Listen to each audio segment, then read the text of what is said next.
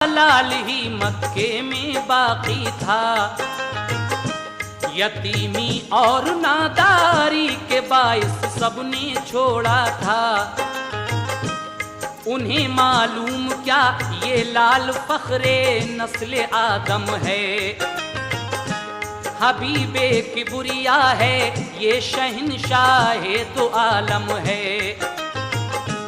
हलीमा ने जो देखा मुस्तफा को दिल मचल उठा। वो आई लौट कर खेमे में तो शौहर से ये पूछा, कोई बच्चा नहीं हमको मिला घर में अमीरों के। जो पहले आ गईं वो औरतें ले आईं सब बच्चे।